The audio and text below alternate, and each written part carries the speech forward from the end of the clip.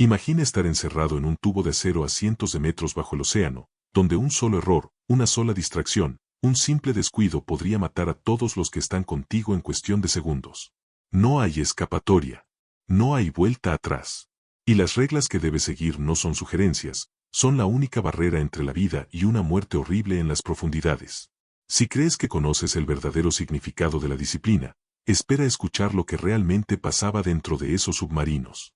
Y si esto te atrapa tanto como creo, suscríbete al canal porque lo que viene es aún más brutal de lo que imaginas. Durante la Segunda Guerra Mundial, los submarinos alemanes tipo U-Boot eran considerados armas letales, máquinas de guerra que aterrorizaban los océanos. Pero lo que pocos saben es que el verdadero terror no estaba afuera, sino adentro. Esos submarinos medían apenas unos 60 metros de largo y dentro de ese espacio claustrofóbico vivían hasta 50 hombres durante misiones que podían durar meses. No había privacidad. No había comodidad. Y definitivamente no había margen para el error. Cada hombre a bordo sabía que su vida dependía no solo de su propia disciplina, sino de la de todos los demás. Por eso existían reglas brutales, inflexibles, que debías seguir sin cuestionar. Romperlas no solo te ponía en peligro a ti, ponía en peligro a toda la tripulación. La primera regla era tan simple como aterradora, el silencio absoluto cuando el submarino estaba en modo de ataque o escapando de un destructor enemigo. Y no hablo de hablar en voz baja. Hablo de no respirar fuerte, no moverse bruscamente, no dejar caer nada al suelo. Cada sonido podía ser detectado por los sistemas de sonar de los buques enemigos que patrullaban encima de ti. Un estornudo mal controlado, una llave inglesa que se te resbala de las manos, el crujido de una bota contra el metal, cualquiera de esos sonidos podía delatar tu posición. Y cuando eso ocurría, llovían las cargas de profundidad. Explosiones submarinas diseñadas para reventar el casco del submarino como si fuera una lata de sardinas. Los hombres dentro permanecían inmóviles, sudando en silencio, mientras las bombas explotaban alrededor, sacudiendo todo el submarino, apagando las luces, rompiendo tuberías. Y seguían en silencio. Porque un solo ruido más podría ser el último. Pero el silencio era solo el principio. Dentro de un submarino no había espacio para el pánico, ni siquiera para la debilidad emocional. Si alguien comenzaba a quebrarse, a mostrar signos de claustrofobia o histeria, había protocolos para manejarlo. Y no eran amables. En algunos casos extremos, si un marinero perdía el control y ponía en riesgo la operación, podía ser sedado a la fuerza, amarrado o incluso golpeado para evitar que su colapso mental arrastrara a todos al fondo del océano. No era crueldad gratuita. Era supervivencia. Dentro de ese tubo de acero no había lugar para héroes individuales ni para víctimas. Solo había un objetivo, mantener el submarino funcionando y a todos con vida. Y luego estaba el aire. O mejor dicho, la falta de él. Cuando un submarino permanecía sumergido durante días, el aire dentro comenzaba a endurecerse. El oxígeno disminuye, el dióxido de carbono aumentaba. Los hombres empezaban a sufrir dolores de cabeza insoportables, náuseas, mareos. Respirar se convertía en un esfuerzo consciente. Pero no podías quejarte. No podías pedir aire fresco porque simplemente no lo había.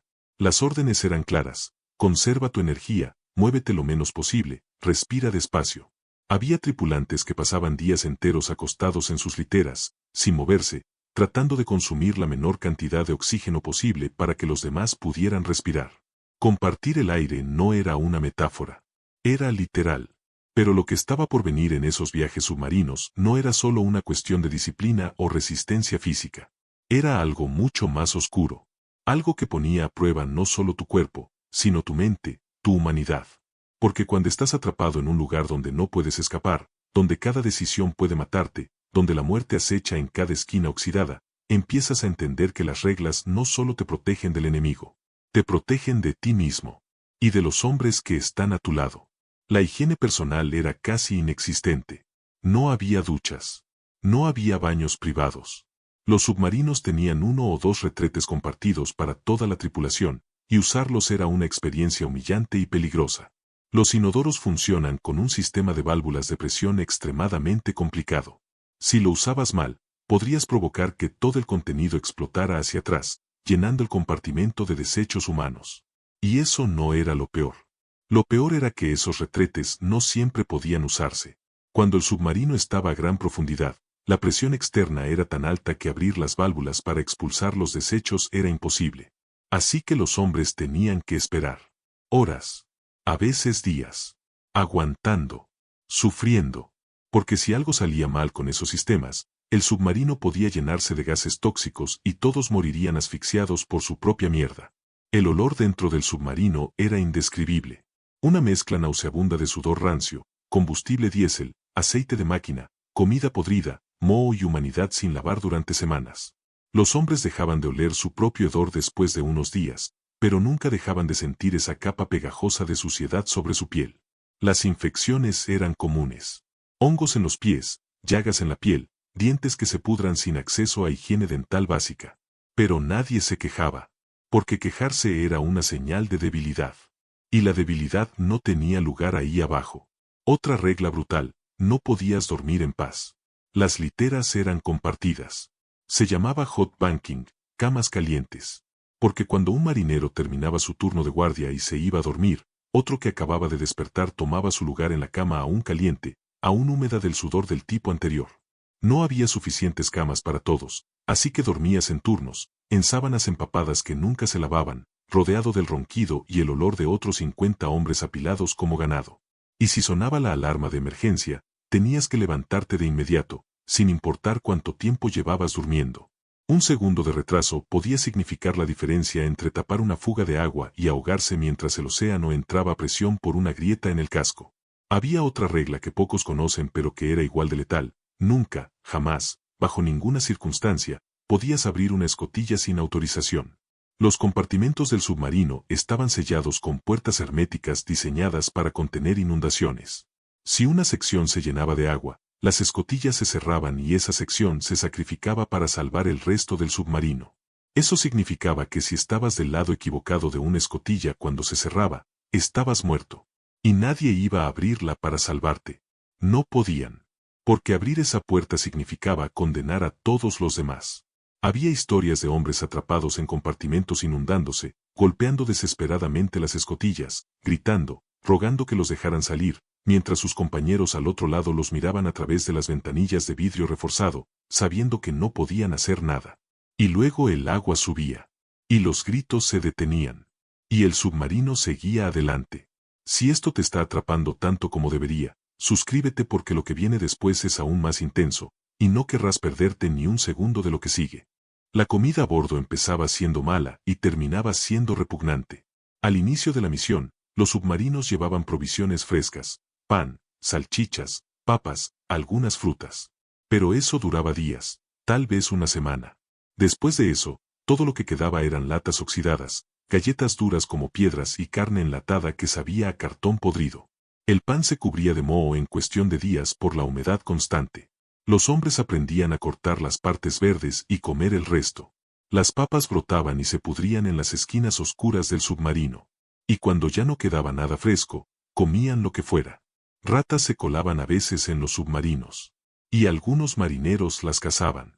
No por deporte, para comerlas. Pero nada de eso importaba si el submarino era detectado. Porque cuando un destructor enemigo te localizaba, comenzaba la verdadera pesadilla. El capitán ordenaba sumergirse lo más profundo posible, más allá de los límites de diseño del submarino. El casco comenzaba a crujir, a gemir bajo la presión aplastante del océano. Los hombres sabían que en cualquier momento una soldadura podía ceder, una plancha de acero podría romperse, y el agua entraría como un cañón, destrozando todo a su paso.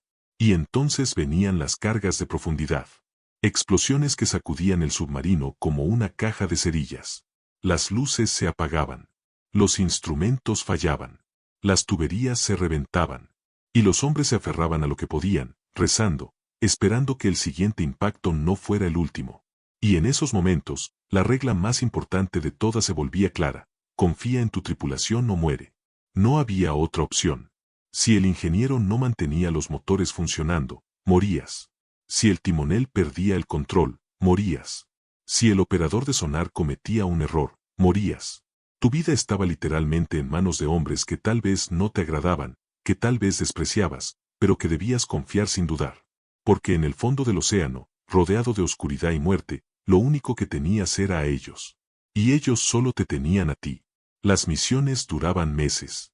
Meses sin ver el sol, sin respirar aire fresco, sin pisar tierra firme. Los hombres comenzaban a desmoronarse mentalmente. Algunos desarrollan alucinaciones. Otros caían en depresiones profundas. Había casos documentados de marineros que simplemente se rendían, que dejaban de comer, que se quedaban mirando el vacío durante horas sin decir palabra. Y la tripulación tenía que arrastrarse de vuelta a la realidad porque no había tiempo para llorar, no había espacio para el colapso emocional. O te mantienes cuerdo o te convertís en una carga. Y las cargas no sobrevivían mucho tiempo. Cuando finalmente el submarino regresaba a puerto, los hombres que bajaban eran sombras de lo que habían sido. Pálidos como fantasmas por la falta de sol, demacrados por el hambre y el estrés, con los ojos hundidos y las manos temblorosas. Muchos nunca se recuperaron completamente. Algunos se negaban a volver a subir a un submarino. Y no se los culpaba. Porque lo que habían vivido ahí abajo no era solo guerra. Era una prueba de cuánto puede soportar un ser humano antes de quebrarse. Y muchos se quebraron. Hoy, los submarinos modernos son palacios comparados con aquellos ataúdes flotantes de la Segunda Guerra Mundial. Tienen aire acondicionado, sistemas de reciclaje de aire, comida decente, espacios más amplios. Pero las reglas fundamentales siguen siendo las mismas. El silencio sigue siendo crítico. La disciplina sigue siendo absoluta. Y la confianza en tu tripulación sigue siendo la única razón por la que sales vivo. Porque bajo el océano, donde la luz no llega y el peso del agua podría aplastarte en un segundo, las reglas no son opcionales. Son la única razón por la que sobrevives. Y si esta historia te ha hecho sentir algo, si te ha hecho pensar en lo que realmente significa la disciplina, el sacrificio y la supervivencia extrema, entonces suscríbete ahora porque hay muchas más historias como esta esperando. Historias de seres humanos llevados al límite absoluto de su resistencia. Historias que te harán cuestionar todo lo que creías saber sobre el coraje y el miedo. Y créeme, no querrás perderte ni una sola. Y ahora que conoces las reglas básicas de supervivencia, déjame contarte lo que realmente pasaba cuando esas reglas se rompían. Porque una cosa es entender la teoría, y otra muy distinta es enfrentarte a la realidad de lo que ocurría cuando un hombre, aunque fuera por un instante, olvidaba dónde estaba. Hubo un caso documentado en 1943, a bordo del U-333, un submarino alemán que patrullaba el Atlántico Norte. La tripulación llevaba ya 6 semanas en el mar, escondidos bajo las olas, cazando convoys aliados y esquivando destructores británicos que los perseguían sin descanso. El agotamiento era total. Los hombres apenas dormían 3 horas al día, siempre interrumpidas por alarmas, por emergencias, por el constante estado de alerta que te desgasta el alma más rápido que el cuerpo. Una noche, o lo que ellos creían que era noche porque bajo el agua no hay forma de saberlo realmente, uno de los marineros más jóvenes, un chico de apenas 19 años llamado Klaus, estaba en su turno de guardia en la sala de torpedos. Su trabajo era simple, vigilar los sistemas, reportar cualquier anomalía, mantenerse despierto. Pero Klaus llevaba 40 horas sin dormir de corrido porque habían estado bajo ataque constante y todos los turnos de descanso se habían cancelado. Sus ojos se cerraban solos. Su cabeza caía hacia adelante y él la levantaba de golpe, luchando contra el sueño. Hasta que ya no pudo más. Se quedó dormido de pie, apoyado contra un torpedo. Solo fueron 10 minutos. Tal vez menos. Pero en esos 10 minutos, una válvula de presión comenzó a fallar. Una pequeña fuga de agua empezó a brotar en la sala de torpedos. No era mucho, apenas un chorrito fino como el de un grifo mal cerrado. Pero bajo el mar, cualquier entrada de agua es una sentencia de muerte esperando ejecutarse. Cuando Klaus despertó, había ya varios centímetros de agua en el suelo. El pánico lo golpeó como un puñetazo. Sabía lo que significaba eso. Sabía lo que le pasaría si el capitán descubre que se había dormido en su puesto. Así que en lugar de reportar la fuga inmediatamente, intentó arreglarla él solo. Buscó trapos, intentó cerrar la válvula manualmente, trató de detener el agua con sus propias manos. Pero la presión del océano es implacable. Cada segundo que pasaba, la fuga empeoraba. El agua subía. Y Klaus seguía sin pedir ayuda porque tenía más miedo del castigo que de ahogarse. Esa era la presión psicológica que vivían estos hombres. El terror no solo venía del enemigo o del océano. Venía de decepcionar a tu propio capitán, de ser visto como débil, como un fracaso. Finalmente, cuando el agua ya le llegaba a las rodillas, Klaus no tuvo más opción que activar la alarma. El submarino entero entró en caos. Los hombres corrieron hacia la sala de torpedos mientras las escotillas se sellaban automáticamente. El ingeniero jefe llegó primero, vio la situación y su rostro se transformó en pura furia. 2 marineros más entraron corriendo y entre todos lograron cerrar la válvula y bombear el agua fuera antes de que el compartimento se inundara completamente. Habían estado a minutos de perder toda la proa del submarino. Si esa sección se hubiera inundado, el peso del agua habría desequilibrado el submarino, hundiéndose en picada hacia el fondo del océano sin posibilidad de recuperación. Y todo por 10 minutos de sueño. Klaus fue arrastrado ante el capitán. Y aquí es donde las cosas se ponen realmente brutales. Porque en un submarino no hay cortes marciales formales, no hay tiempo para juicios militares elaborados. La justicia es rápida, dura e inmediata. El capitán tenía autoridad absoluta. Y en tiempos de guerra, bajo el estrés de una misión de combate, esa autoridad podía ser aterradora. Klaus esperaba ser ejecutado. Había oído historias de otros submarinos donde marineros que ponían en peligro a la tripulación simplemente desaparecen, perdidos en el mar según los registros oficiales. Pero el capitán del U-333 tomó otra decisión. Klaus fue despojado de su rango, reducido al trabajo más degradante del submarino, limpiar los retretes, manejar los desechos, las tareas que nadie más quería hacer. Y lo más doloroso de todo, fue apartado de su litera. Tendría que dormir en el piso, en los pasillos, donde la gente caminaba sobre él, donde el agua fría de las fugas lo empapaba.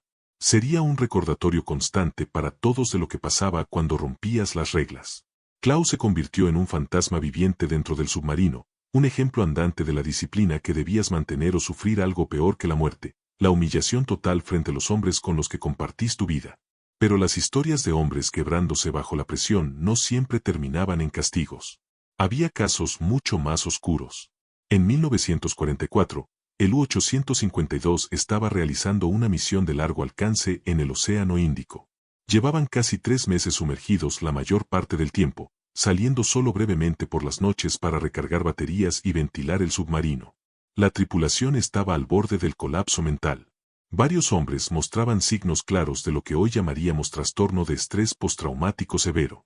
Uno de ellos, un operador de radio llamado Heinrich, comenzó a tener alucinaciones.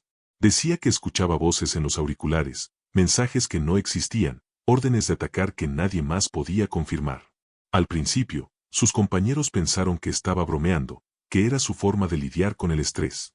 Pero las alucinaciones empeoraron. Heinrich empezó a hablar con gente que no estaba ahí, a ver sombras moviéndose por los pasillos del submarino. Una noche, durante su turno, empezó a gritar que había un saboteador a bordo, que alguien estaba intentando hundir el submarino desde dentro. El médico del submarino, que no era realmente un doctor sino un marinero con entrenamiento básico de primeros auxilios, intentó calmarlo. Pero Heinrich se volvió violento. Agarró una llave inglesa y comenzó a golpear los paneles de control de la radio, gritando que tenía que destruir el equipo antes de que el enemigo lo usara para rastrearlos. 2 hombres tuvieron que sujetarlo, arrastrarlo lejos de los controles mientras él peleaba, lloraba y gritaba cosas sin sentido. El capitán tomó una decisión terrible pero necesaria. Heinrich fue sedado con morfina, amarrado a una litera en un compartimento aislado, y mantenido bajo vigilancia constante por el resto de la misión. Básicamente, fue encarcelado dentro del submarino. Y permaneció ahí, atado, medio consciente por las drogas, durante 2 semanas más hasta que finalmente regresaron a puerto. Cuando bajaron, Heinrich fue llevado directamente a un hospital psiquiátrico militar. Nunca volvió a servir en un submarino. Y nadie de esa tripulación habló nunca públicamente de lo que había pasado. Era uno de esos secretos oscuros que se quedaban enterrados bajo el mar, junto con todo lo demás. Estas historias no son excepciones. Eran más comunes de lo que la gente cree. Los registros oficiales rara vez mencionaban los colapsos mentales, las peleas, los intentos de suicidio que ocurrían dentro de esos tubos de acero. Pero estaban ahí. Siempre estaban ahí. Porque cuando encierras a 50 hombres en un espacio más pequeño que una casa promedio, los privas de sol, de aire fresco, de privacidad, de sueño, y los sometes a un terror constante de muerte violenta, algo tiene que romperse. Y usualmente era la mente humana la que cedía primero. Había otra regla no escrita pero absolutamente crítica: nunca, jamás, muestres miedo abiertamente. El miedo es contagioso. Más contagioso que cualquier enfermedad. Si un hombre empieza a entrar en pánico, ese pánico se extiende como fuego a través de la tripulación. Y cuando 50 hombres entran en pánico simultáneamente en un espacio confinado bajo el océano, el resultado es el caos total. Por eso los veteranos aprendían a esconder su terror detrás de máscaras de indiferencia, de bromas negras, de una calma artificial que mantenían incluso cuando por dentro estaban gritando. Desarrollaban rituales, supersticiones, pequeñas rutinas que les daban la ilusión de control en un entorno donde no controlaban absolutamente nada. Algunos llevaban amuletos de la suerte, fotos de sus familias que tocaban antes de cada inmersión. Otros memorizaban oraciones que murmuraban en silencio cuando las cargas de profundidad explotaban a su alrededor. Había tripulaciones enteras que tenían canciones específicas que cantaban en voz baja durante los ataques, no porque creyeran que eso los salvaría, sino porque necesitaban hacer algo, cualquier cosa, para mantener sus mentes ocupadas y alejadas del abismo de terror que amenazaba con tragarse enteros. Y los capitanes lo permitían.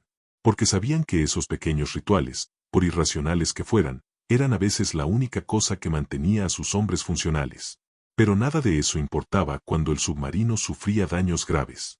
Cuando una carga de profundidad impacta lo suficientemente cerca, cuando el casco se agrietaba y el agua comenzaba a entrar de verdad, todas las reglas, todos los entrenamientos, todas las medidas de seguridad se volvían irrelevantes. Entonces era puro instinto de supervivencia. Y el instinto de supervivencia saca lo mejor y lo peor de la humanidad al mismo tiempo. Había historias de hombres que se sacrificaban, que se quedaban atrás para cerrar válvulas mientras el agua los cubría, dando a sus compañeros esos segundos extra para escapar. Héroes silenciosos cuyos nombres nunca aparecieron en medallas o monumentos, pero que salvaron decenas de vidas con su sacrificio. Y también había historias del otro lado, de hombres que empujaban a otros para llegar primero a las escotillas de emergencia. De peleas brutales en compartimentos inundándose mientras cada uno intentaba desesperadamente ser el que sobrevivía. De decisiones imposibles donde un oficial tenía que elegir quién vivía y quién moría, cerrando escotillas en las caras de hombres suplicantes porque era eso o perder todo el submarino. Esas son las historias que no se cuentan en las películas. Las decisiones que destruyen almas y persiguen a los sobrevivientes por el resto de sus vidas. Hubo un caso particularmente devastador en 1945, en los últimos meses de la guerra. El U-977 fue alcanzado por cargas de profundidad británicas en el Mar del Norte. El impacto reventó varias planchas del casco en la sección de popa. El agua entró con una fuerza terrible, inundando el compartimento de motores en segundos. Había 6 hombres allí cuando ocurrió. El oficial al mando de esa sección, un hombre llamado Dieter, tuvo menos de 5 segundos para tomar una decisión. Podía intentar rescatar a sus hombres, pero eso significaba mantener la escotilla abierta, permitiendo que el agua continuara fluyendo hacia el resto del submarino. O podía sellar el compartimento inmediatamente, salvando a los 40 hombres en las otras secciones, pero condenando a los 6 que estaban atrapados. Dieter cerró la escotilla. Y durante los siguientes 3 minutos, escuchó a esos 6 hombres golpeando desde el otro lado mientras el agua subía. Escuchó sus gritos amortiguados. Escuchó cuando dejaron de gritar. Dieter sobrevivió a la guerra. El 977 logró llegar a la superficie, reparar los daños lo suficiente para navegar, y eventualmente se rindió a las fuerzas argentinas meses después cuando Alemania ya había caído. Pero Dieter nunca se recuperó de esa decisión. Según los testimonios de otros sobrevivientes, nunca volvió a ser el mismo. Desarrolló insomnio crónico, pesadillas donde revivía ese momento una y otra vez. Décadas después de la guerra, en una entrevista que dio ya anciano, confesó que no pasaba un solo día sin pensar en esos 6 hombres, sin preguntarse si había tomado la decisión correcta, sin escuchar en su mente los golpes en esa escotilla. Y lo más desgarrador de todo era que sí, había sido la decisión correcta. Era la única decisión posible. Pero saber eso no hacía que fuera más fácil vivir con ella. Estas son las verdades brutales de la vida en un submarino. No se trata solo de seguir órdenes o mantener la disciplina. Se trata de vivir constantemente en el filo de navaja entre la vida y la muerte, donde cada decisión que tomas puede salvar o condenar no solo a ti, sino a todos los que dependen de ti. Se trata de cargar con el peso de esas decisiones por el resto de tu vida, de aprender a convivir con los fantasmas de los hombres que no pudiste salvar, de entender que a veces hacer lo correcto significa hacer algo horrible. Y si esta historia te ha llegado tan profundo como debería, si has sentido aunque sea una fracción del peso que estos hombres llevaban, entonces comparte esto, suscríbete, porque el mundo necesita recordar estas historias. Necesitamos recordar el precio real de la guerra, no las versiones glorificadas que vemos en películas, sino la cruda realidad de lo que significa poner tu vida en manos de otros y mantener esa confianza incluso cuando todo se está derrumbando a tu alrededor. Estas historias son el legado de hombres que vivieron en el infierno y de alguna manera encontraron la fuerza para seguir adelante, día tras día, inmersión tras inmersión, hasta que finalmente pudieron regresar a casa. Si es que regresaban.